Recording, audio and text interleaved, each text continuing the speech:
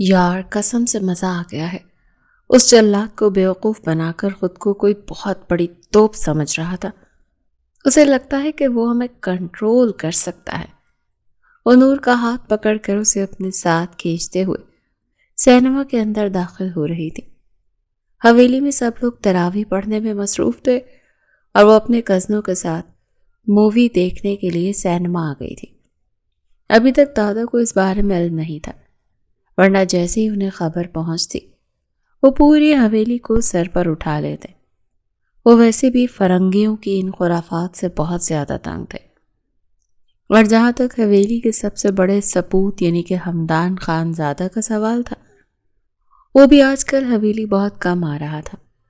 لہٰذا کزنوں کے گینگ نے اس موقع کا ناجائز فائدہ اٹھانے کا فیصلہ کیا۔ خان ولا میں 3 فیملیز رہتی تھی اور سربراہ دادا جان تھے۔ ہمدان ان کا سب سے بڑا پوتا تھا، اکڑو شخصیت کا مالک جس سے سبھی ڈرتے تھے۔ اس کی 2 بہنیں تھیں، ماہم اور نور۔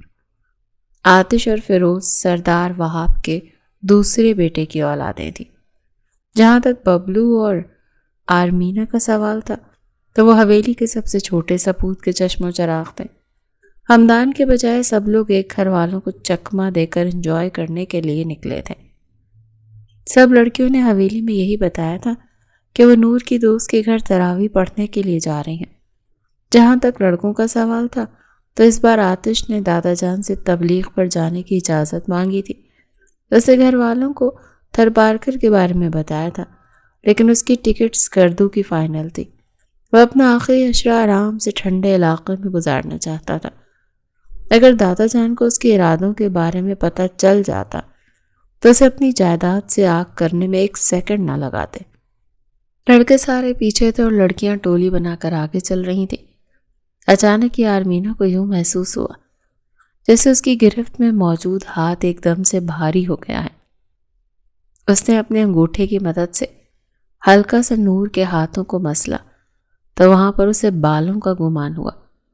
آرمینا ایک جھٹکے سے رکی، لیکن جیسے ہی اس نے پلٹ کر دیکھا تو پیچھے نور نہیں بلکہ کوہ نور تھا، یعنی ہمدان صاحب اپنی بھرپور وجاہت کے ساتھ کھڑے اسے کھا جانے والی نظروں سے دیکھ رہے تھے۔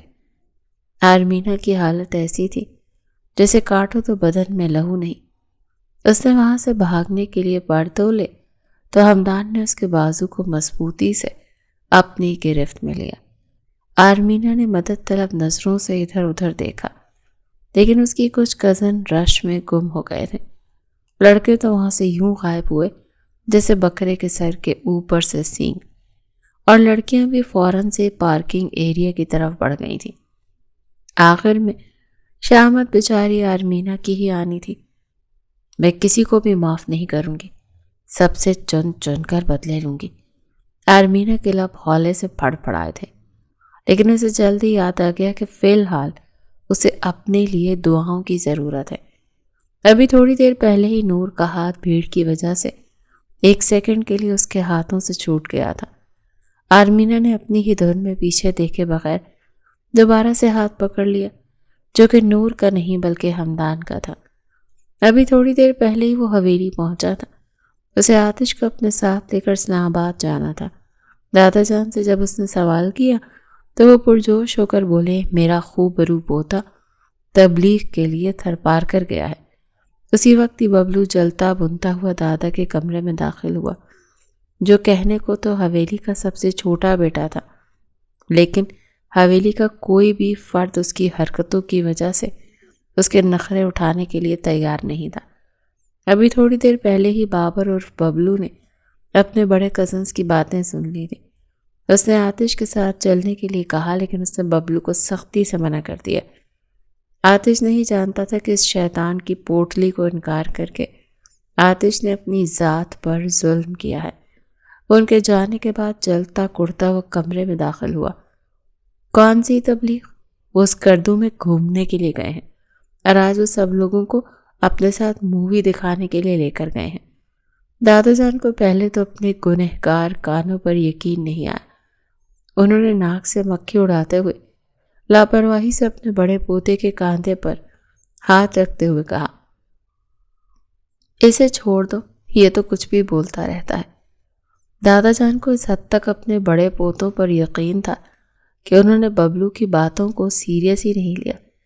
ہمدان نے اسے آنکھوں سے اپنے پیچھے آنے کا اشارہ کیا اور اب تھوڑی ہی دیر کے بعد اسی سینما میں کھڑے تھے۔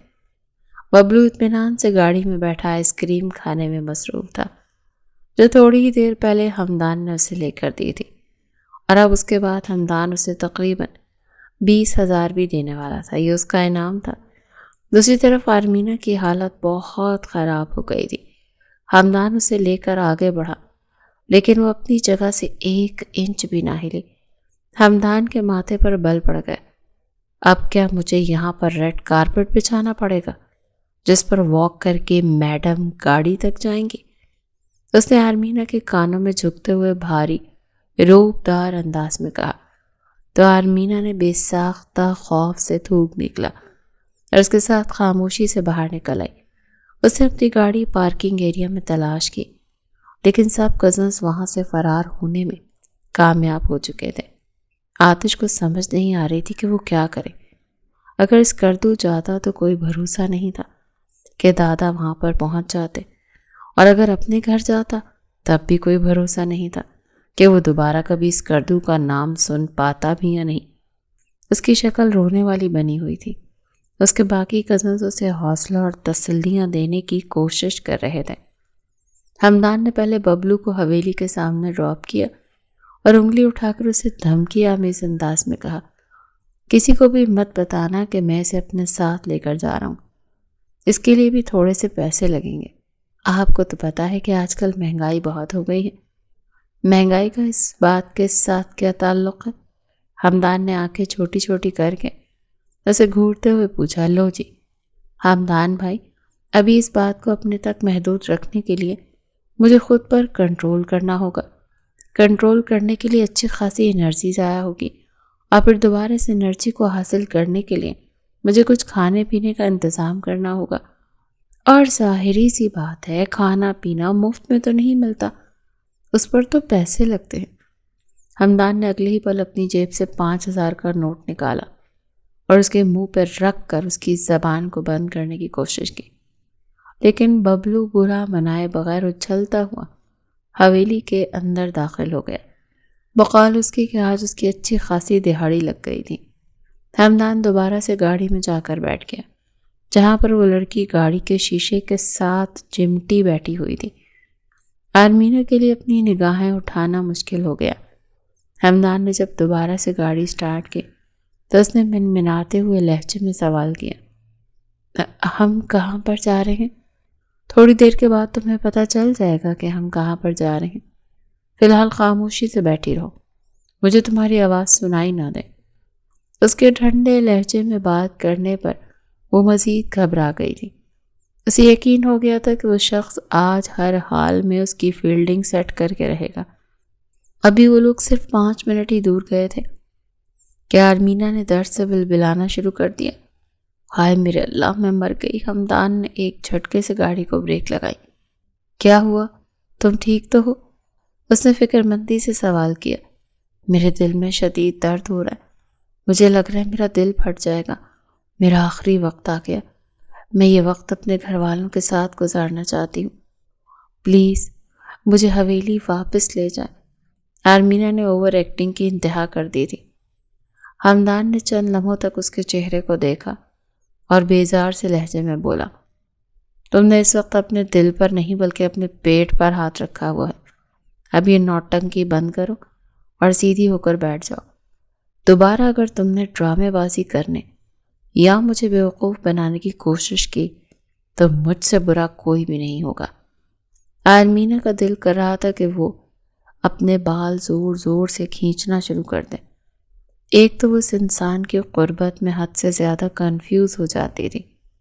شرمندہ ہوتے ہوئے وہ سیدھی ہو کر بیٹھ گئی۔ 2 منٹ کی خاموشی کے بعد وہ پھر سے بولی، ویسے آپس کی بات بتاؤں؟ نہیں، ہمدان نے یک لفظی جواب دے کر اس کا منہ ہی بند کروا دیا تھا۔ دوسری طرف حویلی میں بھونچال آ گیا تھا۔ لاؤنج کا منظر ایسا تھا کہ آتش آگے آگے بھاگ رہا تھا اور دادا اپنی لاٹھی اٹھا کر اس کے پیچھے پیچھے بھاگ رہے تھے۔ آتش کی چیخیں پوری حویلی میں گونج رہی تھی۔ دادا جان معاف کر دیں، وعدہ کرتا ہوں دوبارہ کبھی بھی جھوٹ نہیں بولوں گا، اور اس بار آپ سے پکا پرومس کرتا ہوں جتنے بھی روزے رہ گئے ہیں اس میں سے آپ کے ساتھ ہی تراویح پڑھوں گا اور پوری رات کھڑا ہو کر عبادت بھی کروں گا۔ اس نے ہر طرح سے دادا جان کو سمجھانے کی کوشش کی، لیکن دادا اس کی باتیں سننے کے موڈ میں ہی نہیں تھے۔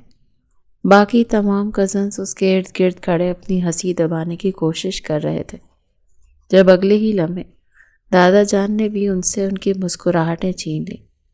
اور آتش کے بچے، تم تو اپنی شادی کا خیال اپنے دل سے نکال ہی دو۔ پہلے میں سوچ رہا تھا کہ تم بڑے اور سمجھدار ہو گئے ہو، میری بچی کو سنبھال لو گے، لیکن ابھی تو تمہیں خود کو سنبھالنے کی ضرورت ہے۔ تمہاری شادی عید کے بعد نہیں بلکہ اب 3 سال کے بعد ہوگی۔ آتش کو لگ رہا تھا کسی نے پگھلا ہوا سیسا اس کے کانوں میں انڈیل دیا ہو۔ اس نے تڑپ کر ماہم کی طرف دیکھا، جو خود بھی بے چینی سے دوپٹہ انگلیوں کے گرد گھمانے لگی تھی۔ ان دونوں کا نکاح ہو چکا تھا اور فیصلہ کیا گیا تھا کہ عید کے فوراً بعد ہی ان کی شادی ہوگی۔ آتش بہت زیادہ ایکسائٹڈ تھا کیونکہ اب وہ بھی اپنی محبوبہ سے مزید چھپ چھپ کر نہیں ملنا چاہتا تھا۔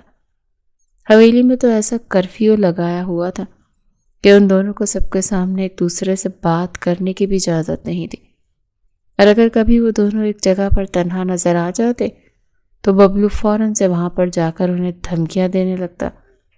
اکثر ہی آرمینہ تنگ آ کر یہ بات کرتی تھی کہ وہ کسی کو اڑائے یا نہ اڑائے، لیکن ببلو کو ضرور اس دنیا سے اٹھوا دے گی، جس کی وجہ سے ان کی زندگی عذاب بنی ہوئی ہے۔ دوسری طرف گاڑی ایک جھٹکے سے رکی۔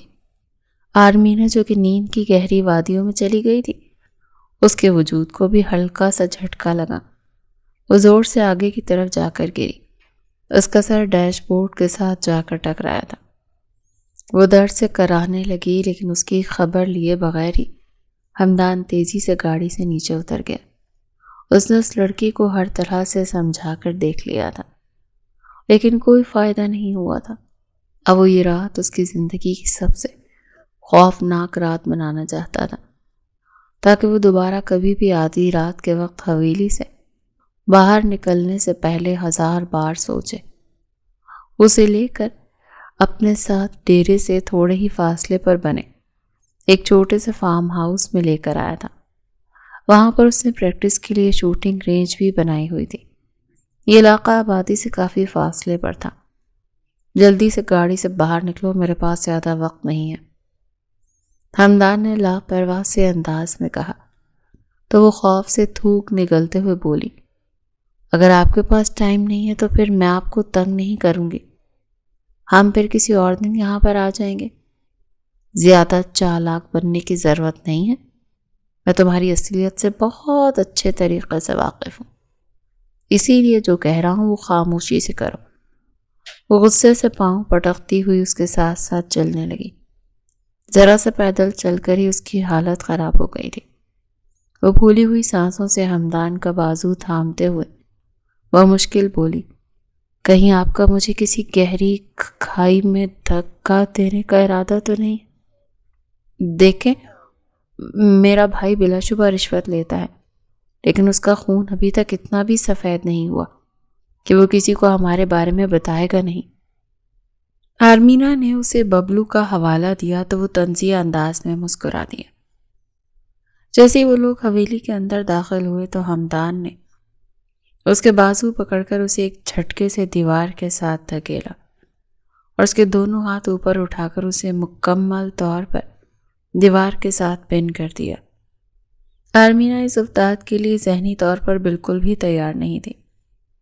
اس نے اپنی پھیلی ہوئی آنکھوں کے ساتھ ہمدان کے غسیلے چہرے کو دیکھا اور بے ساختہ اپنے ہونٹوں پر زبان پھیری۔ اب کی بار ہمدان کی نظریں اس کے ہونٹوں پر جا کر ٹھہر گئی تھی۔ آرمینہ کے خشک لب گیلے ہوئے تھے، اس کے دل کی دھڑکن بھی بہت تیز ہو گئی تھی، جو ہمدان فارم ہاؤس کی گہری خاموشی میں بخوبی سن سکتا تھا۔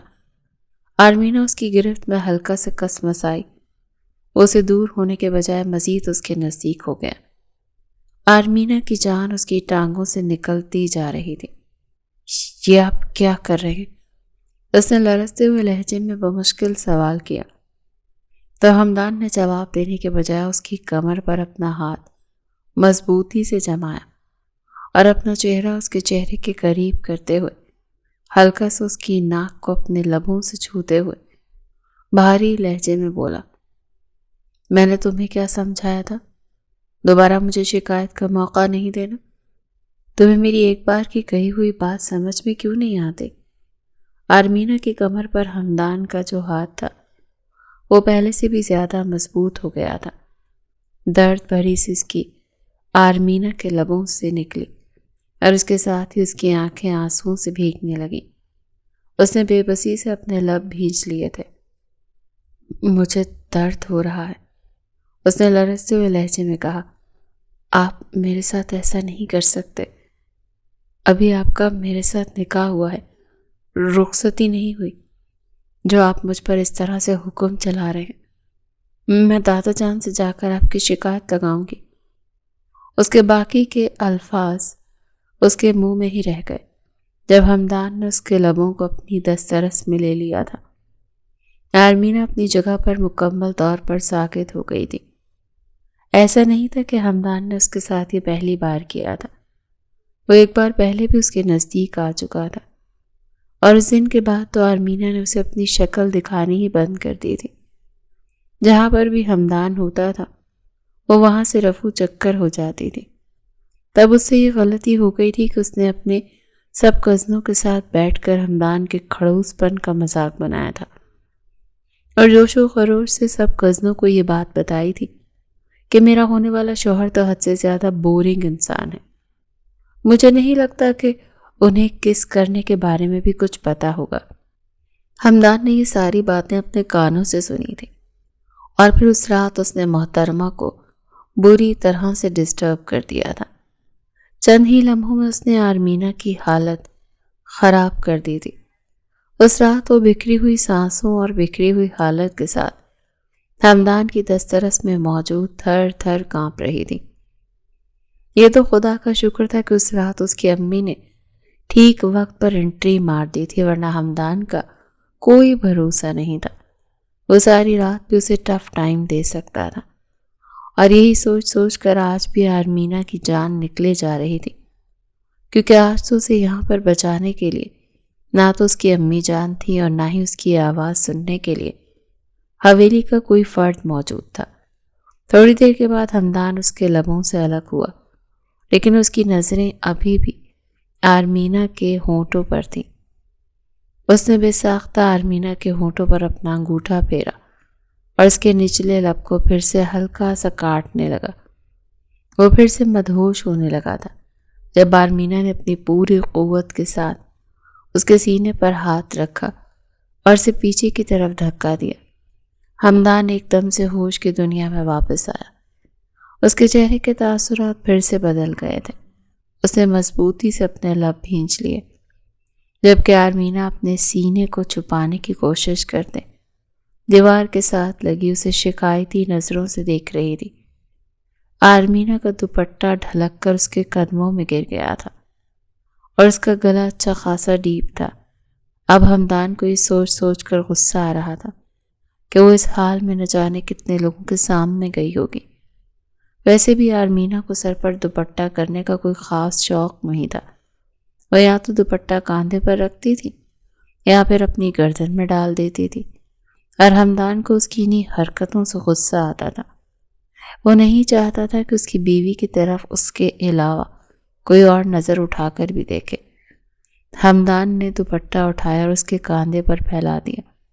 آرمینہ نے اسے مضبوطی سے اپنے ہاتھوں میں دبوچ لیا۔ آج تمہیں تمہارے کیے کی سزا ملے گی، تاکہ دوبارہ اس طرح کی حرکت کرنے سے پہلے تم 1000 بار سوچو۔ کیا مطلب ہے آپ کا؟ آپ مجھے کون سی سزا دیں گے؟ آرمینہ دیوار کا سہارا لیتے ہوئے زمین پر بیٹھنے لگی تھی کہ ہمدان نے آگے بڑھ کر اسے اپنے بازو میں اٹھایا اور صوفے پر بٹھا دیا۔ تھوڑی ہی دیر میں وہ اس کے لیے پانی کا گلاس بھی لے کر آ گیا۔ آرمینہ کو اب پکا یقین ہو گیا تھا کہ آج اس کی جان بخشی کسی بھی صورت نہیں ہو سکتی۔ اس نے بے ساختہ اپنی شرٹ کی جیب میں ہاتھ ڈالا اور اپنے موبائل کو ٹٹولنے کی کوشش کی۔ یہ شرٹ اس نے خاص اس طرح کے موقعوں کے لیے بنوائی تھی۔ جیسے اسے موبائل کا احساس ہوا، اس کے چہرے پر سکون کے تاثرات پھیل گئے، جبکہ دوسری طرف اس کے چہرے کے تاثرات کو پڑھتا ہوا اگلے ہی لمحے اس کے ہاتھوں سے موبائل چھین چکا تھا۔ اس نے موبائل یوں پیچھے کی طرف اچھالا جیسے وہ کوئی کچرا ہو۔ آرمینہ تڑپ کر چیخ اٹھی، یہ کیا کیا آپ نے؟ میرا 70,000 کا فون برباد کر دیا۔ ویسے بھی وہ کسی کام کا نہیں، میں دیکھ رہا تھا کہ اس کی وجہ سے تم مزید بگڑتی چلی جا رہی ہو۔ اب جب تمہارے پاس موبائل نہیں ہوگا تو فضول کے کاموں کو چھوڑ کر تم بھی گرداری کی طرف تھوڑی سی توجہ دوگی۔ یہ سن کر آرمینہ نے غصے سے دانت کچکچائے تھے۔ وہ وقت کو کوس رہی تھی جب اس نے دادا جان کی ایموشنل بیک میلنگ میں آ کر اس جلاد سے نکاح کرنے کا فیصلہ کیا تھا۔ تب اس کی امی نے اس کی حوصلہ افزائی کرنے کے لیے اس کی سہیلیوں کو بھی ہائر کر لیا تھا۔ سبھی ہمدان خانزادہ کی شان میں زمین و آسمان کے قلابے ملا رہے تھے۔ دوسری طرف وہ سب کچھ جانتی بھی تھی، لیکن اس کے باوجود بھی گھر والوں کی باتوں میں آ گئی اور اس نے ہمدان سے نکاح کر لیا۔ لیکن وہ اس کی سوچ سے بھی زیادہ کھڑوس اور بورنگ انسان ثابت ہوا تھا، جو نہ تو اسے اپنے ساتھ گھمانے کے لیے لے کر جاتا تھا، نہ ہی اس کے لیے تحائف لاتا تھا۔ آرمینہ کو مہنگے تحفوں کی خواہش نہیں تھی، وہ بس چاہتی تھی کہ وہ شخص اسے چھوٹی موٹی چیزیں دے جس طرح سے اس کی سہیلیوں کو ملتی ہیں۔ لیکن یہ ارمان اس کے دل میں ہی دب کر رہ گیا تھا۔ اسے اس جلاد سے جب بھی ملا سزائیں ہی ملی تھی اور غصہ ہی ملا تھا۔ آج بھی وہ اپنی سزا کا انتظار کر رہی تھی، لیکن جیسے ہی ہمدان نے اسے اس کی سزا کے بارے میں بتایا، آرمینہ نے شدت سے خواہش کی کہ کاش وہ بحری ہوتی۔ آرمینہ کو کتوں سے بہت زیادہ ڈر لگتا تھا اور اس کے ساتھ ساتھ اسے پانی سے خوف محسوس ہوتا تھا، اور آج ہمدان اسے اس کے ڈر کے روبرو کرنے والا تھا۔ مس آرمینہ، آج آپ سوئمنگ کرنا سیکھیں گے، ہمدان نے اسپاٹ لہجے میں کہا اور اپنی ملازموں کو آواز دے کر حکم دیا۔ تھوڑی ہی دیر میں وہ آرمینہ کے لیے سوٹ لے کر آئے گی۔ آرمینہ نے بے ساختہ نفی میں سر ہلایا۔ اس کا چہرہ لٹے کی مانند سفید پڑ گیا تھا۔ نہیں، اس نے باقاعدہ طور پر چیختے ہوئے کہا، اگر تم نہیں پہنو گی تو میں خود پہناؤں گا۔ تمہیں پتا ہے نا، مجھے یہ کام کرنے میں کبھی بھی کوئی بھی مسئلہ نہیں رہا، بلکہ میں تو خوشی سے کروں گا۔ اس بہانے میں تمہارا پوشیدہ حسن بھی دیکھ لوں گا۔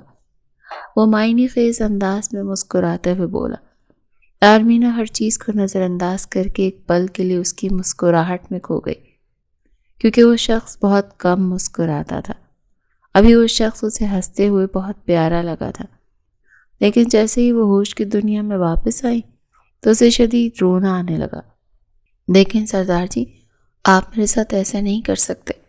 اگر آپ کو مجھے مارنا ہے تو میرا گلا گھونٹ کر مار دیں، یا پھر میرے جوس میں چوہے مار گولیاں ملا دیں، لیکن کم از کم پانی میں ڈبو کر تو نہ ماریں۔ مجھے بہت ڈر لگتا ہے، تو آج تمہارا یہی ڈر دور کرنے کے لیے میں تمہیں یہاں پر لایا ہوں۔ چلو شاباش، جلدی سے پہنو آرمینہ۔ آرمینہ نے پھر سے پہننے سے انکار کیا تو ہمدان نے اس کے دونوں ہاتھوں کو اپنے کنٹرول میں لیا۔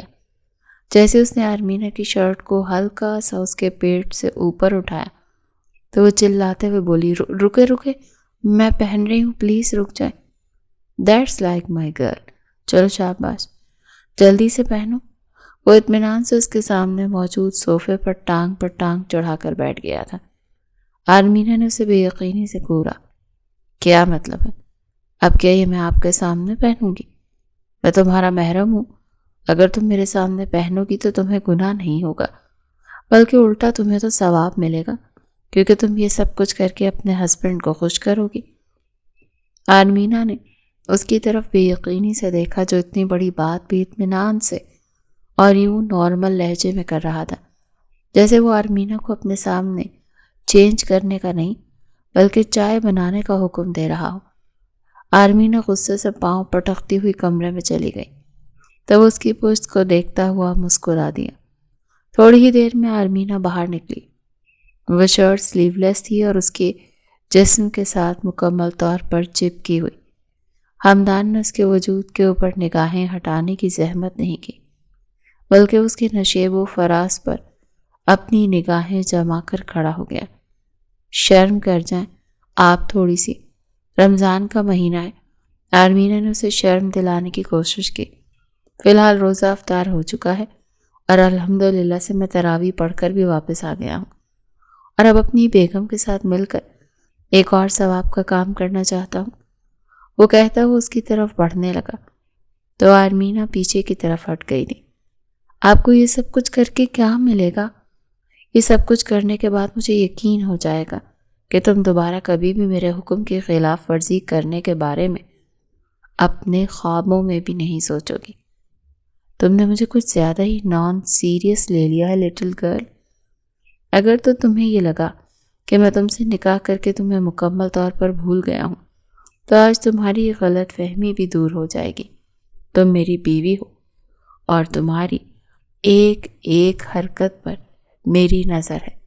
تمہارا کام بنتا ہے کہ جو چیزیں مجھے پسند نہیں ہیں ان سے 100 فٹ کے فاصلے پر رہو، نہ کہ وہ سب کچھ کر کے مجھے غصہ دلاؤ۔ اس کے بالوں کی لٹ کو اپنی انگلی کے گرد گھماتے ہوئے وہ بولا تو وہ خوف سے اسے گھور کر رہ گئی۔ چلو میرے ساتھ، یہ کہہ کر وہ آگے بڑھ گیا۔ آرمینہ مرتی کیا نہ کرتی کہ مصداق سر جھکا کر اس کے پیچھے چلنے لگی۔ مت ماری گئی تھی، وہ ایک بار پھر سے اپنے آپ کو کوسنے لگی۔ پتہ نہیں کیا ہو گیا تھا مجھے جو میں نے آتش کی باتوں پر یقین کر لیا۔ کیسے برا سا منہ کھول کر بول رہا تھا، آرمینہ تم فکر مت کرو، میں تمہیں بچا لوں گا۔ خود بھی پھنس گیا ہے کمینہ کہیں کا، اور مجھے بھی مروا دیا ہے۔ وہ سوئمنگ پول کے قریب جا کر ٹھہر گئی تھی، کیونکہ دشمن جہاں تو پہلے ہی سے پانی میں تیز تیز تیر رہا تھا۔ ہمدان صاحب نے اپنی زندگی میں ہر کام کیا ہوا تھا۔ اس نے آج سے 3 سال پہلے نیشنل لیول پر سوئمنگ کمپٹیشن میں بھی حصہ لیا تھا، اور وہاں پر بھی اسے گولڈ میڈل حاصل ہوا تھا۔ اس کے علاوہ اس نے جتنی بھی گیمز کھیلی تھی ان سب میں ٹرافیاں لے کر آیا تھا۔ وہ بچپن سے پڑھائی کے ساتھ ساتھ دوسری سرگرمیوں میں بھی بہت زیادہ تیز تھا، جبکہ اس کے مقابلے میں آرمینہ کو کسی چیز میں کوئی انٹرسٹ نہیں تھا۔ اس کی زندگی صبح اٹھتے ہی ناول سے شروع ہوتی تھی اور ناولز پر جا کر ہی ختم ہو جاتی تھی۔ بیچ میں اسے جو تھوڑا بہت ٹائم ملتا تھا اس میں وہ گھر والوں کا جینا حرام کر دیتی تھی۔ بچپن سے لے کر اب تک وہ ہمدان سے بہت زیادہ ڈرتی آئی تھی، اور وجہ ہمدان کا غصہ تھا۔ وہ شخص غصے میں کسی کا بھی لحاظ نہیں کرتا تھا۔ وہ حد سے زیادہ سنجیدہ مزاج تھا۔ اسے فضول کا ہنسی مذاق بھی پسند نہیں تھا۔ حویلی والے بھی اسے کم ہی مسکراتا ہوا دیکھتے تھے، اور جس دن وہ مسکرا دیتا تھا اس دن گھر والوں کو کافی دیر تک تو اپنی گنہگار آنکھوں پر یقین ہی نہیں آتا تھا۔ بچپن سے لے کر اب تک آرمینہ اس کے ساتھ ٹسل میں رہی تھی۔ وہ ہمیشہ آرمینہ کے معاملات میں دخل اندازی کرتا تھا۔ نہ تو اسے اپنے دوستوں کے ساتھ گھومنے کے لیے جانے کی اجازت تھی، نہ ہی وہ کسی ٹرپ پر جا سکتی تھی۔ اگر کبھی چھپ کر حویلی سے باہر نکل بھی جاتی تو وہ شخص اسے پکڑ لیتا تھا، اور آرمینہ کو یہی بات سمجھ میں نہیں آتی تھی کہ آخر اس جلاد کو علم کیسے ہو جاتا ہے۔ پھر دادا جان نے ان دونوں کے نکاح کی بات کی تو پہلے تو آرمینہ پرسکون ہو گئی کہ ہمدان انکار کر دے گا، وہ کبھی بھی اس جیسی نان سیریس لڑکی سے شادی نہیں کرے گا۔ لیکن پھر بعد میں جب اسے ہمدان کی حامی کی خبر ملی تو اس نے تو باقاعدہ طور پر گاؤں کی عورتوں کی طرح اپنا سینہ پیٹا تھا۔ کسی نے بھی اس کی ایک بات نہیں سنی اور اسے اٹھا کر ہمدان کے سامنے بٹھا دیا۔ نکاح بھی اس نے رو رو کر کیا تھا۔ پہلے تو وہ کچھ لمحوں کے لیے خاموشی ہو گئی تھی۔ دادا جان کو اپنی پگڑی کی فکر ہونے لگی تھی کہ کہیں ایسا نہ ہو کہ اس بیوقوف پوتی کی وجہ سے پورے گاؤں میں بے عزتی ہو جائے۔ لیکن پھر جب ان کی پوتی نے احسان کرنے والے انداز میں قبول ہے کہا تو وہاں پر سب لوگوں میں سے اونچی تالیاں دادا جان ہی کی تھیں۔ بعد میں آرمینہ کی اپنی امی سے بھی اچھی خاصی تواضع ہوئی تھی، جو کہ جوتوں اور مکوں کی صورت میں تھی۔ وجہ یہ تھی کہ نکاح کے دوران وہ اپنی بیٹی کی ڈرامائی خاموشی کی وجہ سے بہت ہی زیادہ گھبرا گئی تھی، اور بعد میں یہی ساری گھبراہٹ انہوں نے آرمینہ پر ہی اتاری تھی۔ نکاح کے بعد سے خاندان کی سزاؤں میں بہت زیادہ اضافہ ہو گیا تھا۔ وہ نہ تو خود چین سے بیٹھتا تھا اور نہ ہی آرمینہ کو سکون سے سانس لینے دیتا تھا۔ آج بھی وہ اسے لے کر سائیڈ ایریا میں آ گیا تھا۔ آرمینہ نے سوئمنگ پول سے لے کر بیرونی دروازے تک کا فاصلہ دیکھا اور دل ہی دل میں اپنے آپ کو مضبوط کرتے ہوئے بولی، ارادے جن کے پختہ ہوں، نظر جن کی خدا پر ہو، تلاطم خیز موجوں سے وہ گھبرایا نہیں کرتے۔ اس بیچاری کو یہ بھی نہیں پتا تھا کہ یہ پوئٹری ٹھیک ہے یا غلط ہے۔ جوش میں آ کر وہ کافی اونچا پڑ گئی، جبکہ ہمدان اس کے انداز بیاں پر دل فریب انداز میں مسکرایا تھا۔ ادھر آرمینہ نے بیرونی دروازے کی طرف دوڑ لگائی۔ ادھر جیسے ہی وہ گیٹ کے قریب پہنچی، گارڈ نے باہر سے فوراً ہی دروازہ بند کر دیا اور اس کے سامنے دروازے کو باہر سے تالا لگا دیا۔ اس دوران اس گارڈ نے مکمل طور پر اپنی نگاہیں نیچے جھکائی ہوئی تھی۔ اس نے ایک بار بھی نگاہ اٹھا کر نہیں دیکھا تھا۔ آرمینہ کے اوسان تو مکمل طور پر خطا ہو گئے تھے۔ وہ کافی دیر تک اسی جگہ پر ہی بت بنی کھڑی رہی۔ ہوش کی دنیا میں وہ تب آئی جب ہمدان نے اسے پیٹھ سے پکڑ کر اپنے کاندھے پر اٹھایا اور وہ زور زور سے ہمدان کے پیٹ پر مکے برسا رہی تھی۔ لیکن اگلے ہی پل ہمدان نے اسے زور سے سوئمنگ پول میں پھینکا اور خود پانی میں ٹانگیں ڈال کر بیٹھ گیا۔ تیز تیز ہاتھ پاؤں ہلا کر جب تک تم ہاتھ پاؤں ہلاتی رہو گی تب تک تم زندہ رہو گی، لیکن اگر تم نے ایک سیکنڈ کے لیے بھی حرکت روکی تو تم مر جاؤ گی۔ پاس ہی فروٹ کی ٹوکری بھی موجود تھی۔ ہمدان نے وہاں سے ایک سیب اٹھایا اور اس کے ساتھ انصاف کرنے لگا۔ اس دوران اس نے اپنی نگاہیں مکمل طور پر آرمینہ کے اوپر جمائی ہوئی تھی۔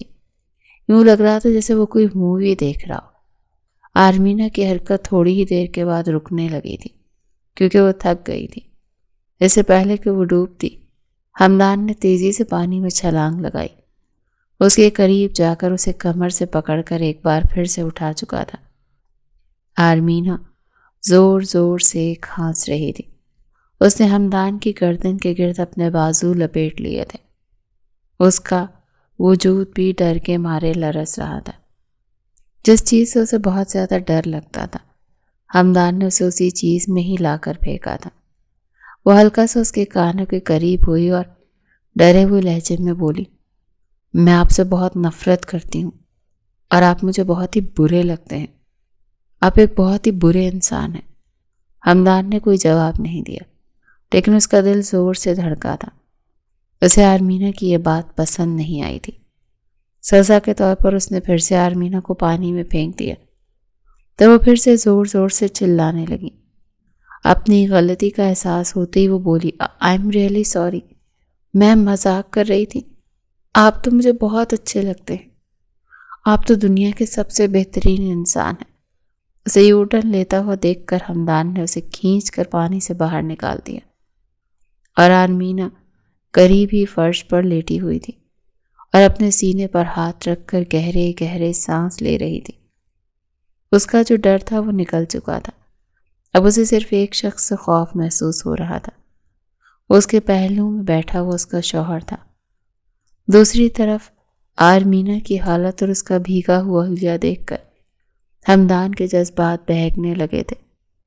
وہ جو وہاں سے جانے کے لیے پر تول رہی تھی، ہمدان کے کھینچے جانے پر پھر سے اس کی گود میں آ کر بیٹھ گئی تھی۔ اس کے لیے اپنی پلکیں اٹھانا بہت مشکل ہو گیا تھا۔ آپ نے مجھے کہا تھا کہ سزا دینے کے بعد آپ مجھے گھر واپس لے جائیں گے، آرمینہ نے ہچکچاتے ہوئے کہا۔ مجھے گھر واپس جانا ہے، پلیز مجھے گھر چھوڑ دیں۔ ایک صورت میں تمہیں یہاں سے لے کر جاؤں گا۔ ہمدان نے یہ کہہ کر اسے کینچی بنا کر اپنی گود میں بٹھایا۔ مجھے کس کرو، اس کا لہجہ سپاٹ تھا۔ آرمینہ کو اس کی ذہنی حالت پر شک ہو رہا تھا۔ وہ بہت ہی عجیب انداز میں فرمائشیں کرتا تھا اور آرمینہ کو یہی بات بہت بری لگتی تھی۔ حمدان کو اپنے جذبات کا اظہار کرنا نہیں آتا تھا۔ وہ ہر بات میں ڈیمانڈ کرتا تھا۔ اس کا لہجہ حکمیہ ہوتا تھا۔ ابھی بھی اس کے انداز پر آرمینہ کی آنکھیں آنسوؤں سے بھیگ گئی۔ اس نے بے ساختہ نفی میں گردن ہلائی۔ اگلے ہی پل وہ اس کے ہونٹوں کو اپنی دسترس میں لے چکا تھا۔ اس کے ہاتھ اب آرمینہ کی دھڑکنوں کے اوپر موجود تھے۔ وہ اس کے وجود میں کھوتا چلا جا رہا تھا اور آرمینہ بری طرح سے سسک رہی تھی۔ اچانک ہی حمدان کا موبائل بجا تو وہ اس سے دور ہوا۔ اس دوران آرمینہ نے اپنا سر دوبارہ سے اس کے کاندھے پر رکھ دیا تھا۔ نہ تو وہ اس انسان کے قریب جا سکتی تھی، نہ ہی اس سے دور بھاگ سکتی تھی۔ آخر میں اسے اسی انسان کے پاس ہی تو لوٹ کر آنا ہوتا ہے۔ دوسری طرف موبائل پر دادا جان تھے۔ ببلو نے ان سے پیسے لیے تھے۔ اس نے دادا جان کو بتا دیا کہ حمدان لالا باجی کو اپنے ساتھ لے کر گئے ہیں اور انہوں نے مجھے منع کیا تھا کہ میں حویلی میں کسی کو بھی نہ بتاؤں۔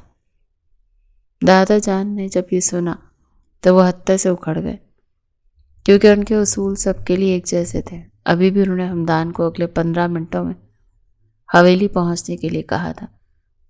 حمدان نے انتہائی بیزاریت سے موبائل کی اسکرین کو دیکھا اور آرمینہ کو اپنی گود سے اٹھاتے ہوئے سائٹ پر بٹھاتے ہوئے کہا، تمہارے اس بھائی کو میرے ہاتھوں قتل ہونے سے کوئی بھی نہیں بچا سکتا۔ میں نے دنیا میں 1000 لالچی لوگ دیکھے ہیں، لیکن اس سے بڑا لالچی اور ٹھگ بندہ میں نے اپنی ساری زندگی میں نہیں دیکھا۔ ابھی اس کی عمر کیا ہے؟ صرف اور صرف 15 سال کا ہے، اور اس عمر میں ہی دیکھو کیسے سب کو چکما دے رہا ہے۔ وہ کافی جھنجھلایا ہوا لگ رہا تھا۔ اسے غصے اور ٹینشن میں دیکھ کر آرمینہ کو دلی خوشی محسوس ہو رہی تھی، کیونکہ اس شخص نے پچھلے 1 گھنٹے سے اس کی ناک میں دم کیا ہوا تھا۔ تم جلدی سے اندر جاؤ اور چینج کر لو، لیکن اس سے پہلے اپنے بال خشک کر لینا، حمدان نے اسے تاکید کرتے ہوئے کہا۔ تو وہ معصوم بچوں کی طرح پلکیں جھپکتے ہوئے بولی، کیا آپ کو دادا جان سے ڈر لگ رہا ہے، یا پھر آپ کو مجھ سے ڈر لگ رہا ہے کہ میں دادا جان کو سب کچھ بتا نہ دوں؟ یہ سن کر حمدان پھر سے مسکرا دیا تھا۔ اس کی کمر پر ہاتھ ڈالتا خود اس کے نزدیک ہوتا ہوا بولا، اگر تم دادا جان کو بتا دو گی تو اس میں میرا بھلا ہی ہو جائے گا۔ دادا جان جلد از جلد ہم دونوں کی رخصتی کر دیں گے، اور پھر میں بھی ان کے علم میں اضافہ کرتے ہوئے یہ بات بتا دوں گا کہ اب میری بیوی میری جنونیت سہنے کے قابل ہو گئی ہے۔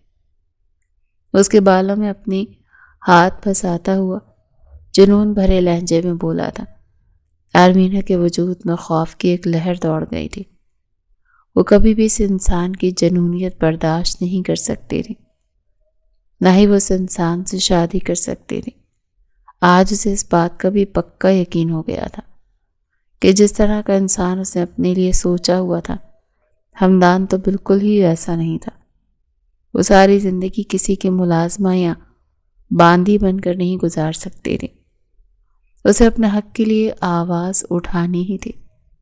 اسے یوں خاموش قرار دے کر حمدان نے اسے کاندھے سے پکڑ کر ہلایا اور آنکھوں سے کمرے میں جانے کا اشارہ کیا۔ وہ بھاگتی ہوئی اندر آ گئی۔ بال خشک کرنے کے بعد اس نے جلدی سے چینج کیا تھا۔ سحری کے وقت وہ دونوں حویلی میں پہنچے تھے۔ دادا جان چلے پیر کی بلی بنے لاؤنج میں ٹہل رہے تھے۔ تھوڑے ہی فاصلے پر آتش الٹا صوفے پر لیٹا ہوا تھا۔ دادا جان نے اسے اچھی خاصی تواضع سے نوازا تھا، اور اب اس میں اتنی ہمت نہیں تھی کہ وہ بیٹھ سکے۔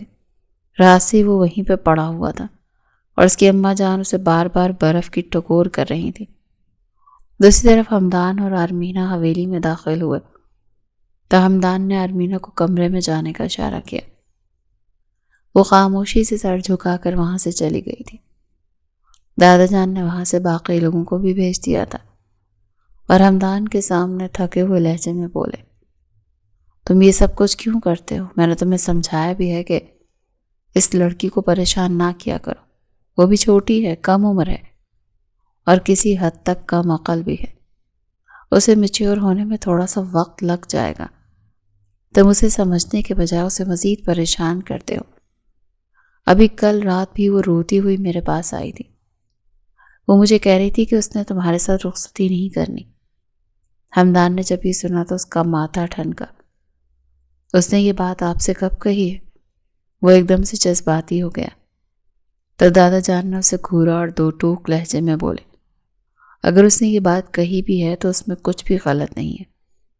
میں اس کے ساتھ تمہارا رویہ دیکھ رہا ہوں جو بالکل بھی انسانوں والا نہیں ہے۔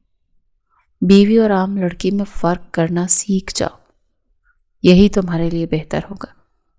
اگلی بار میں اپنی پوتی کے معاملے میں کسی بھی قسم کا کمپرومائز نہیں کروں گا۔ میں نے ایسا کیا کر دیا جو آپ اتنا زیادہ غصہ ہو رہے ہیں؟ بیوی ہے وہ، میری عزت ہے میری۔ اب میں اسے اس بات کی تو اجازت نہیں دے سکتا کہ وہ بھری محفلوں میں جا کر میری عزت اچھالتی پھرے، یا پھر سینماز میں جا کر لوگوں کو اپنا دیدار کرواتی پھرے۔ یہ میری غیرت کے سخت خلاف ہے۔ جہاں تک رخصتی کا سوال ہے تو اس کا حق مجھے اسلام نے دیا ہے۔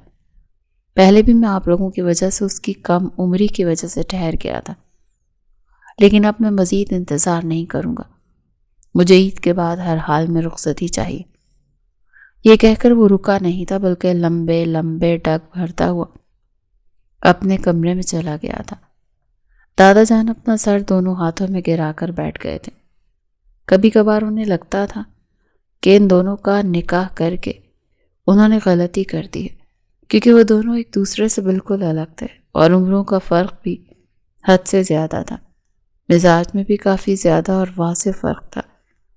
اب رہ رہ کر انہیں اپنی غلطی کا احساس ہو رہا تھا۔ دوسری طرف اگلی ہی صبح ہمدان کی امی فاریہ بیگم نے دادا جان سے ناشتے کی ٹیبل پر ہی رخصتی کا ذکر چھیڑ دیا۔ آرمینہ جو کہ اطمینان سے جوس پینے میں مصروف تھی، اچانک اسے کھانسی شروع ہو گئی۔ نور نے آگے بڑھ کر اس کی کمر کو ہلکا سا تھپکا تو وہ پھر سے نارمل ہو کر بیٹھ گئی۔ اس نے شکایتی نظروں سے دادا جان کی طرف دیکھا، لیکن دادا جان نے اس سے نگاہیں چرا لیں۔ کھانے کی ٹیبل پر کوئی بھی نہیں بول رہا تھا، اس سے پہلے کہ آرمینہ کی امی حامی بھرتی وہ خود ہی تیزی سے بول پڑی، امی جان ابھی میری پڑھائی مکمل نہیں ہوئی، میں پہلے اپنی اسٹڈیز کمپلیٹ کرنا چاہتی ہوں، اس کے بعد ہی شادی کے بارے میں سوچوں گی۔ وہ کافی سنجیدہ لہجے میں بولی تھی، لیکن آتش نے پل بھر میں اس کی سنجیدگی کو ختم کیا اور چمکتے ہوئے بولا، تم تو یوں کہہ رہی ہو جیسے پہلے بھی ٹاپ کرتی رہی ہو۔ FSC میں تمہاری 2 بار سپلیاں آ چکی ہیں، اور جس طریقے سے تم زور و شور سے پڑھائی کر رہی ہو، مجھے تو لگتا ہے اس سال بھی تمہاری سپلیاں ہی آئیں گی۔ تو بہتر ہے کہ بار بار شرمندہ ہونے کے بجائے اپنا گھر بسا لو۔ وہ پہلے ہی بہت زیادہ تپا ہوا تھا، کیونکہ سب لوگوں نے اس کے ساتھ کچھ زیادہ ہی زیادتی کر دی تھی۔ آرمینہ نے اسے کھا جانے والے انداز میں دیکھا اور اپنی بات پر زور ڈالتے ہوئے بولی، میں نے نکاح آپ لوگوں کی مرضی سے کیا تھا، لیکن اب رخصتی میری مرضی سے ہوگی۔ اس نے صرف ایک نظر ہمدان پر ڈالی تھی، جو کہ اطمینان سے اپنے ناشتے کی پلیٹ پر جھکا ہوا تھا، یوں جیسے اسے آرمینہ کی باتوں میں کوئی انٹرسٹ ہی نہ ہو۔ وہ کہہ کر اپنے کمرے میں چلی گئی۔ اسے لگ رہا تھا اس نے کوئی بہت بڑا مارکا سر کر دیا ہے۔ اس کے جانے کے بعد ہمدان نے اسپاٹ لہجے میں کہا، چچی جان مجھے آپ کی رضامندی چاہیے۔ صوفیہ بیگم نے گہری سانس خارج کی، میں تمہارے چچا سے اس بارے میں بات کروں گی، آج وہ واپس آ جائیں گے، پھر میں تمہیں کنفرم کر کے بتاتی ہوں۔ اس کے ساتھ ہی انہوں نے فاریہ بیگم کے ہاتھوں پر اپنا ہاتھ رکھا اور آسانیت سے بولی، میری بیٹی کی باتوں کا برا مت منائیے گا۔ ارے کیسی باتیں کرتی ہو تم، وہ میری بھی بیٹی ہے اور مجھے اسے تم سے زیادہ پیار ہے۔ فاریہ بیگم کی خفگی سے بات کرنے پر وہ دھیمے سے انداز میں مسکرا دی۔ دل ہی دل میں انہیں آرمینہ پر بھی غصہ آ رہا تھا۔ اس کے بعد وہ آرمینہ کے کمرے میں گئی، اس کا بازو پکڑ کر اسے جھٹکا دیتے ہوئے بولی، یہ کیا تماشا لگایا ہے باہر تم نے؟ جب بات کرنے کے لیے بڑے موجود ہیں تو تمہیں 1000 بار سمجھایا ہے کہ اپنی اس تیز زبان کو لگام دیا کرو، تو شکر ہے کہ تمہیں ہمدان جیسا انسان مل گیا۔ اگر کسی اور شخص کے ساتھ تمہاری شادی ہو جاتی تو وہ تمہارا دماغ ٹھکانے لگا دیتا۔ آرمینہ نے تڑپ کر اپنی ماں کے چہرے کو دیکھا اور بے بسی سے بولی، میں حمدان جیسے آدمی سے شادی نہیں کرنی۔ امی، مجھے ساری زندگی ان کی ملازمہ بن کر نہیں رہنا۔ بچپن سے لے کر اب تک صرف اور صرف انہی کی ہی بات مانتی آئی ہوں اور انہی کا ہی حکم سنتی آئی ہوں۔ اتنی پابندیاں تو آپ نے مجھ پر نہیں لگائیں جتنی اس شخص نے مجھ پر لگا دی ہیں۔ میں اس حویلی میں قید ہو کر رہ گئی ہوں، اور اگر میں مزید کچھ عرصے تک یہاں رہی تو میں گھٹ گھٹ کر مر جاؤں گی۔ مجھے یوں تڑپ تڑپ کر اپنی زندگی نہیں گزارنی، اور چاہے کچھ بھی ہو جائے میں اس انسان کے ساتھ رخصت نہیں ہوں گی۔ اگر آپ لوگوں نے زبردستی کرنے کی کوشش کی تو میں گھر سے ہی بھاگ جاؤں گی۔ اگلے ہی پل صوفیہ بیگم کا ہاتھ اٹھا اور اس کے چہرے پر نشان چھوڑ گیا۔ آرمینہ نے بے یقینی سے ان کی طرف دیکھا۔ وہ اسے پل بھر میں ہی اپنے سینے سے لگا چکی تھی۔ آرمینہ ان کے سینے پر سر رکھ کے چھوٹے بچوں کی طرح رو رہی تھی۔ صوفیہ بیگم بھی ایسا نہیں کرنا چاہتی تھی، انہیں اپنی بیٹی سے بے تحاشا محبت تھی۔ آرمینہ میں ان کی جان بستی تھی، لیکن ابھی آرمینہ جو کچھ بھی کہہ رہی تھی انہیں اس پر بالکل یقین نہیں آ رہا تھا، کیونکہ ان کے مطابق حمدان سے زیادہ قابل لڑکا اسے پورے خاندان میں کوئی نہیں تھا۔ میں تمہارے سامنے ہاتھ جوڑتی ہوں آرمینہ، خدا کا واسطہ یہ سب کچھ نہ کرو۔ تمہاری ان بیوقوفیوں کی وجہ سے ہم اور تمہارے بابا خاندان والوں کو منہ دکھانے کے قابل نہیں رہیں گے۔ پہلے بھی سب لوگ ہماری شرارتوں اور کم عقلی کی وجہ سے باتیں کرتے ہیں۔ خاندان والے یہ بولتے ہیں کہ حمدان کے ساتھ زیادتی ہو رہی ہے، جو سے تم جیسی بیوی مل رہی ہے۔ صوفیہ بیگم نے ٹوٹے ہوئے لہجے میں کہا، اور پھر اپنی بیٹی کے سامنے ہاتھ جوڑ دیے۔ آرمینہ نے تڑپ کر ان کے ہاتھوں کو پکڑا اور پھر نہ چاہتے ہوئے بھی حامی بھر دی۔ وہ پورا دن اپنے کمرے سے باہر نہیں نکلی تھی۔ اسے ہر چیز ہی بری لگ رہی تھی، اور اس کے ساتھ ساتھ اسے حمدان سے بھی خوف محسوس ہو رہا تھا۔ اس نے اپنے کمرے کی ساری کھڑکیاں اور دروازے اچھے طریقے سے لاک کیے ہوئے تھے، کیونکہ وہ جانتی تھی کہ حمدان صاحب اس سے حساب کتاب برابر کرنے کے لیے ضرور آئیں گے۔ آفٹر آل اس نے سب کے سامنے حمدان سے شادی کرنے سے انکار کر دیا تھا۔ رات کے وقت تقریباً 1 بجے اس کا دل بہت زیادہ گھبرا رہا تھا۔ اس نے موبائل اٹھایا اور چہل قدمی کرنے کے لیے لان میں آ گئی۔ اس نے اپنی بیسٹ فرینڈ کا نمبر ڈائل کیا۔ جیسے ہی اقرا نے اس کی کال اٹینڈ کی وہ پھوٹ پھوٹ کر رونے لگی۔ حمدان جو اس وقت اپنے کمرے کی طرف جا رہا تھا، باہر سے آتی ہوئی سسکیوں کی آواز سن کر ٹھٹک کر رکا اور حیران رہ گیا کہ رات کے اس پہر کون اس قدر برے طریقے سے رو رہا ہے۔ جب اس کی نظریں آرمینہ پر جا کر ٹھہری تو اس نے مضبوطی سے اپنے لب بھینچ لیے۔ آرمینہ کو اس کی موجودگی کا احساس نہیں تھا۔ وہ زور و شور سے اقرا سے اس کی برائیاں کر رہی تھی۔ اقرا، وہ انسان نہیں، وہ پتھر کا بت ہے، آرمینہ نے رندی ہوئی آواز میں کہا۔ تجھے پتہ ہے آج امی نے مجھ پر ہاتھ اٹھایا، صرف اس جلاد کی وجہ سے۔ سب کو لگتا ہے کہ حمدان خان زادہ بہت عظیم ہے اور میں ایک بگڑی ہوئی لڑکی ہوں، لیکن کوئی یہ کیوں نہیں دیکھتا کہ اس شخص نے میری سانسوں پر بھی پہرا بٹھا رکھا ہے۔ حمدان کے قدم وہیں جم گئے، اس کے ماتھے پر غصے کی لکیریں ابھری، لیکن اس نے خود پر ضبط کیا۔ محبت؟ آرمینہ ایک تلخ ہنسی۔ محبت تو دور کی بات ہے اقرا، اس نے آج تک مجھ سے تمیز سے بات نہیں کی۔ اسے صرف حکم دینا آتا ہے، یہ مت کرو، وہاں مت جاؤ، یہ مت پہنو۔ کبھی کبھار تو مجھے لگتا ہے کہ میں اس کی بیوی نہیں بلکہ زر خرید غلام ہوں، یا پھر اس کی کوئی ملازمہ جس کو وہ اپنی مرضی سے چلانا چاہتا ہے۔ اسے کبھی بھی اس چیز کا احساس نہیں ہوا کہ میرے پاس بھی ایک دل ہے، مجھے بھی تکلیف ہوتی ہے، میرے بھی جذبات ہیں، میرے بھی کچھ ارمان ہیں جنہیں میں پورا کرنا چاہتی ہوں۔ اس نے کبھی بھی مجھ سے محبت کے 2 بول نہیں بولے، کبھی میرے لیے کوئی چھوٹا سا تحفہ تک نہیں لایا۔ اس نے جب بھی مجھے دی، اذیت ہی دی، تکلیف ہی دی۔ حمدان کے دل کو زوردار دھچکا لگا۔ اس نے تو آرمینہ کو ہمیشہ اپنی ملکیت سمجھا تھا، اپنی عزت سمجھا تھا، لیکن کیا اس نے کبھی اسے ایک انسان سمجھا تھا جس کی اپنی بھی خواہشات ہیں؟ دوسری طرف آرمینہ بھی خاموش نہیں ہوئی تھی۔ وہ کہتا ہے اسے عید کے بعد رخصتی چاہیے۔ آرمینہ نے تڑپ کر کہا، مجھے قید کرنا چاہتا ہے اقرا۔ وہ مجھ سے پیار نہیں کرتا، اسے بس اپنی انا کی تسکین چاہیے۔ وہ چاہتا ہے میں تڑپوں، میں روؤں، تاکہ اسے لگے وہ کتنا طاقتور ہے۔ میں اس کے ساتھ کیسے رہوں گی؟ میں تو مر جاؤں گی۔ آرمینہ نے فون بند کر دیا اور سر گھٹنوں پر رکھ کر دوبارہ رونے لگی۔ حمدان وہیں سائے میں کھڑا اسے دیکھ رہا تھا۔ اسے اپنی زندگی کے وہ تمام لمحات یاد آنے لگے جب اس نے آرمینہ پر سختی کی تھی۔ اسے لگا تھا کہ وہ اسے بگڑنے سے بچا لے گا، اسے لگا تھا کہ یہ اس کی حفاظت ہے، لیکن آج اسے پہلی بار احساس ہوا کہ آرمینہ کی نظر میں وہ ایک محافظ نہیں بلکہ ایک ظالم تھا۔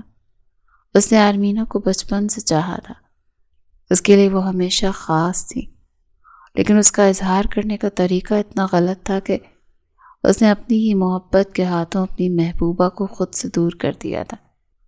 آرمینہ اٹھی اور کپڑے جھاڑتے ہوئے اپنے آنسو پونچھ کر حویلی کے اندرونی دروازے کی طرف بڑھی۔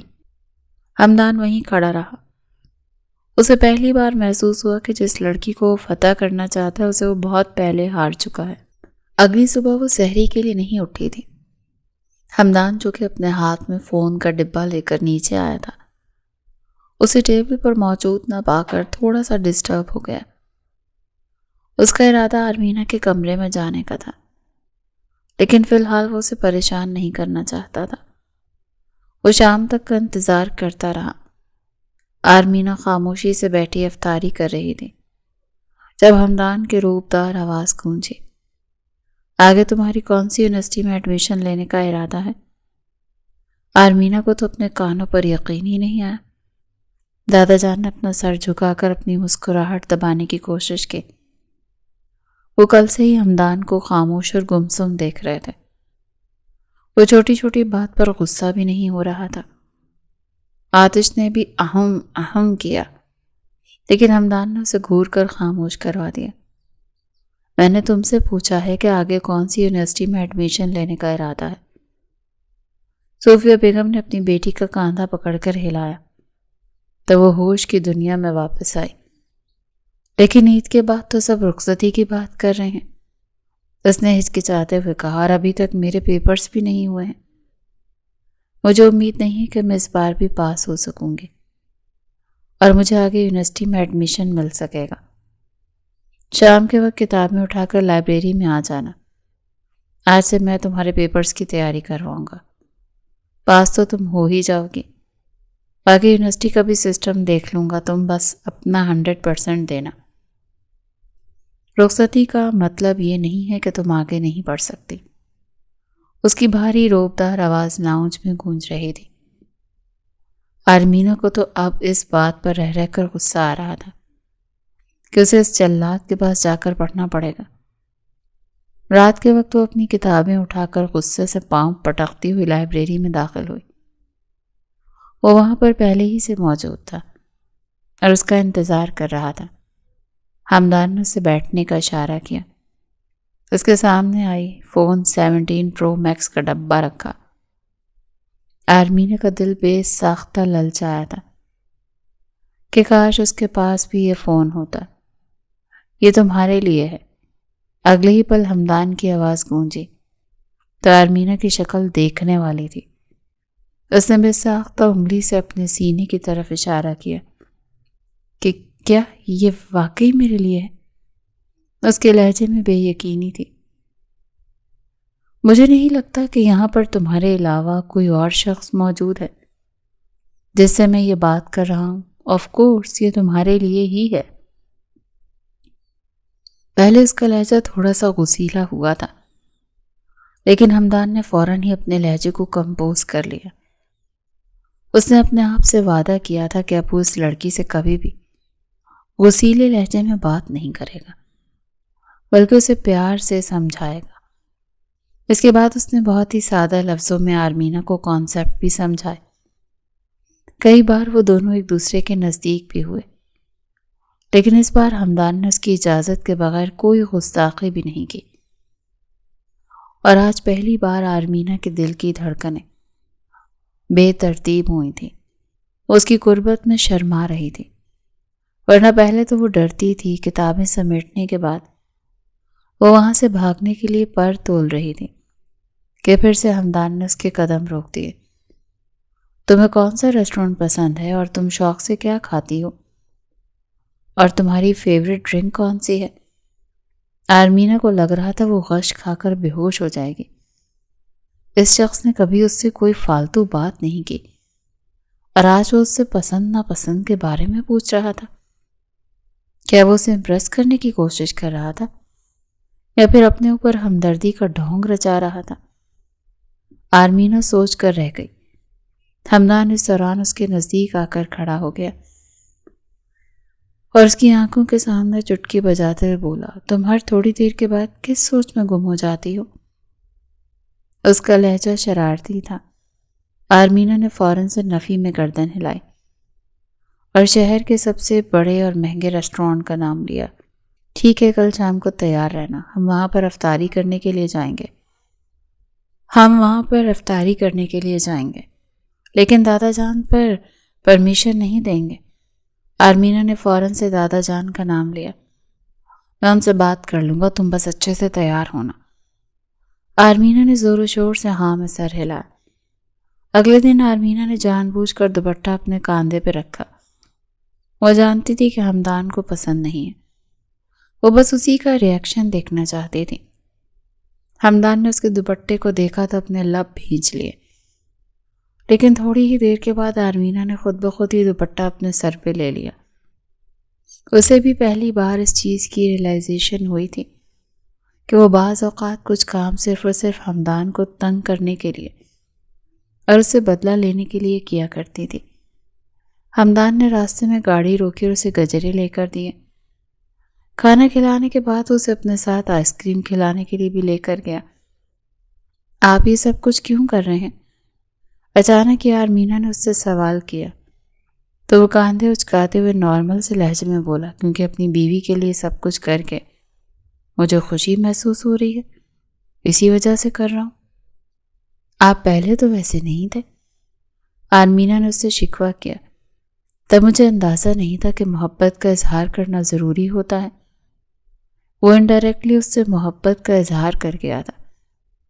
آرمینہ نے فوراً سے اپنی گردن دوسری طرف موڑ دی اور شیشے کے باہر دیکھنے لگی. اس کا دل پہلی بار عجیب سے انداز میں دھڑکا تھا اور پہلی بار اسے اپنے دل میں اس دشمن جاں کے لیے اپنائیت محسوس ہوئی تھی، لیکن وہ ابھی بھی اس سے گھبرا رہی تھی.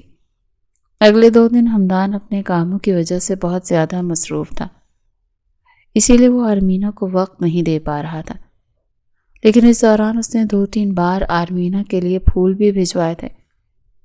دوسری طرف ہمدان سے کہہ کر اس نے اپنی رخصتی تھوڑی سی لیٹ کروا لی تھی. اب ان کی رخصتی عید کے 1 مہینے کے بعد تھی. رمضان کا آخری عشرہ بھی ختم ہو گیا تھا. 29واں روزہ تھا. سب لوگ چھت پر کھڑے تھے اور آرمینہ نے پہلے ہی اعلان کر دیا تھا کہ عید کا چاند نظر آ جائے گا، کیونکہ ہم 1 روزہ پہلے ہی کھا چکے ہیں. اسے اپنی بات پر پورا یقین تھا اور پھر وہی ہوا جیسا اس نے کہا تھا. عید کا چاند نظر آ گیا تھا، لیکن آرمینہ کو ابھی تک اپنا محبوب نظر نہیں آیا تھا. ہمدان کچھ زیادہ ہی مصروف ہو گیا تھا. اب تو آرمینہ اس کی ایک جھلک دیکھنے کے لیے بھی ترس جاتی تھی. پہلے وہ غصے سے دور بھاگتی تھی، لیکن اب وہ اس کا دیدار کرنے کے لیے بے چین رہتی تھی. یہ سب کچھ ہمدان کی نظر کرم کا ہی نتیجہ تھا کہ وہ جو پہلے اس سے ڈرتی تھی اب اس سے محبت کر بیٹھی تھی. اس نے دیکھا کہ آتش گھر والوں سے چھپ کر اپنی منگیتر کو لے کر بازار گیا تھا. یہ دیکھ کر اسے جیلسی ہونے لگی. وہ فوراً سے صوفیہ بیگم کے پاس پہنچ گئی اور منہ بناتے ہوئے بولی کہ مجھے چوڑیاں اور مہندی لینی ہے. میں نے تو عید کا جوڑا بھی نہیں لیا. تمہارے سسرال سے تمہارے لیے اتنی زیادہ عیدی آئی ہے، وہ کہاں لے کر جاؤ گی؟ صوفیہ بیگم نے اسے ڈانٹتے ہوئے کہا. اور ابھی شادی کے لیے اتنے کپڑے تو لیے ہیں، اور کیا لینا ہے تم نے؟ یہ سن کر وہ بے چینی سے پہلو بدل کر رہ گئی. مجھے عید کے لیے الگ سے شاپنگ کرنی ہے. آپ ہمدان لالا کو کہیں نا کہ وہ مجھے اپنے ساتھ لے کر جائیں. پچھلے دنوں اس کی صوفیہ بیگم نے عزت افزائی کی تھی کہ آتش اور آتش سب لوگ تم سے بڑے ہیں، انہیں لالا کہہ کر پکارا کرو۔ غلطی سے اس کے منہ سے ہمدان کے لیے بھی لالا نکل گیا تو صوفیہ بیگم نے اپنا ماتھا پیٹا اور اسے ڈانٹتے ہوئے بولی، بیوقوف عورت، شوہر ہے وہ تمہارا، اسے لالا کہہ کر نکاح کو مکروہ نہ کرو۔ اور میں کیوں بولوں؟ تم خود جا کر کیوں نہیں بول دیتی اس کی امی کو؟ کیا پتا وہ اسی وقت ہی ہمدان لاؤنج میں داخل ہوا۔ وہ کھا جانے والی نظروں سے اپنی بیگم کو دیکھ رہا تھا۔ اسے پرانے روپ میں دیکھ کر آرمینہ بوکھلا گئی اور وہاں سے جانے کے لیے پر تولنے لگی، لیکن وہ اس سے پہلے ہی بول پڑا، کیا ہوا چچی جان؟ ارے ہمدان بیٹا، اس کو جا کر عید کی شاپنگ کروا دو، پچھلے 1 گھنٹے سے اس نے میرا دماغ کھپایا ہوا ہے۔ جی چچی آپ ٹینشن نہ لیں، میں اسے اپنے ساتھ لے جاتا ہوں۔ اس نے آرمینہ کو آنکھوں سے باہر نکلنے کا اشارہ کیا تو وہ تیزی سے حویلی کے اندرونی حصے سے باہر نکل گئی۔ آرمینہ کے لب مسکراہٹ میں ڈھل گئے تھے۔ اس انسان کی ذرا سی کرم نوازی پر آرمینہ کا دل موم کا ہو گیا تھا۔ جیسے ہی وہ گاڑی میں جا کر بیٹھے، ہمدان نے اس کا ہاتھ پکڑ کر ایک جھٹکے سے اسے اپنے قریب کیا تو وہ بوکھلا کر رہ گئی، لیکن آج وہ ہمدان سے دور نہیں ہوئی تھی۔ یہ تم لالا کس کو کہہ رہی تھی؟ شیطان لڑکی۔ وہ پیار سے اس کے بالوں کی لٹ کو اپنی انگلی کے گرد لپیٹتے ہوئے بولا، قسم سے منہ سے نکل گیا تھا، صبح سے سب کو لالا لالا کہہ رہی ہوں، لیکن آپ مجھ سے قسم اٹھوا لیں، میں ایسا اپنے خوابوں میں بھی نہیں سوچ سکتی ہوں۔ اتنی تو مجھے بھی عقل ہے کہ شوہر کو لالا نہیں کہتے۔ یہ کہہ کر اس نے اپنی پلکیں جھکا لی تھی۔ آج اس کا انداز بدلا بدلا سا تھا اور یہ چیز ہمدان کے دل کو ہٹ کر گئی تھی۔ خدا کا شکر تھا کہ اسے بر وقت ہی اپنی غلطی کا احساس ہو گیا تھا اور اس لڑکی کا دل مزید دکھانے سے بچ گیا تھا۔ اس نے آرمینہ کو اپنے نزدیک کیا اور ہلکا سا اس کے ہونٹوں کو چومتے ہوئے بولا، آئی ایم ریئلی سوری، پہلے جو کچھ بھی ہوا میں اس پر بہت شرمندہ ہوں۔ وعدہ کرتا ہوں کہ دوبارہ کبھی بھی تمہیں تکلیف کا موقع نہیں دوں گا۔ آرمینہ جانتی تھی کہ وہ کس حوالے سے بات کر رہا ہے۔ اسے حیرت ہوئی تھی کیونکہ ہمدان جیسے شخص نے کبھی اپنے باپ سے بھی معافی نہیں مانگی تھی۔ وہ آج اس سے معافی مانگ رہا تھا۔ آرمینہ کے دل میں جو آخری بھانس تھی وہ بھی نکل چکی تھی۔ میں بس چاہتی ہوں کہ آپ دوبارہ کبھی میرا دل نہ توڑیں، آرمینہ نے اس کے بٹن کے ساتھ کھیلتے ہوئے کہا۔ پرامس کرتا ہوں کہ اب ایسا کبھی بھی نہیں ہوگا، لیکن بدلے میں تمہیں بھی رخصتی کے لیے ہاں کرنی ہوگی۔ اب میں مزید تمہارے بغیر نہیں رہ سکتا۔ اس کا لہجہ بدلنے لگا تھا اور آواز بھاری ہونے لگی تھی۔ اس کے ہاتھوں کی سرسراہٹ اپنی دھڑکنوں پر محسوس کر کے لرز گئی۔ اور اگر میں حامی نہ بھروں تو؟ آرمینہ نے ہچکچاتے ہوئے کہا، تو میں تمہیں مجبور کر دوں گا۔ یہ کہہ کر ہمدان نے اس کی دھڑکنوں کو ہلکا سا دبایا تو وہ سسک کر رہ گئی تھی۔ آپ بہت ہی برے انسان ہیں، اس نے حماد کے سینے پر مکہ مارتے ہوئے کہا، اور آپ بہت حسین ہیں میری جان۔ یہ کہہ کر ہمدان پھر سے اس کے ہونٹوں کو اپنی دسترس میں لے گیا تھا۔ اس نے محترمہ کو ڈھیر ساری شاپنگ کروائی تھی۔ اس نے آرمینہ کی ضد کی بھی لاج رکھی تھی اور پھر رخصتی آرمینہ کی مرضی کے مطابق ہی 1 مہینے کے بعد ہوئی تھی۔ آخری 15 دن ہمدان کے لیے بہت مشکل تھے۔ آرمینہ کو ہمدان کے سامنے جانے کی پرمیشن نہیں تھی، نہ ہی وہ اس سے فون پر بات کر سکتی تھی۔ آرمینہ جب ہمدان کو اپنے لیے بے چین ہوتے ہوئے دیکھتی تو اسے عجیب سی خوشی ملتی تھی۔ 1 مہینے کے بعد ان دونوں کی رخصتی بہت ہی دھوم دھام سے ہوئی تھی۔ ہمدان نے اسے کبھی نہ خود سے دور کرنے کے لیے اپنی باہوں میں محبت سے سمیٹ لیا تھا۔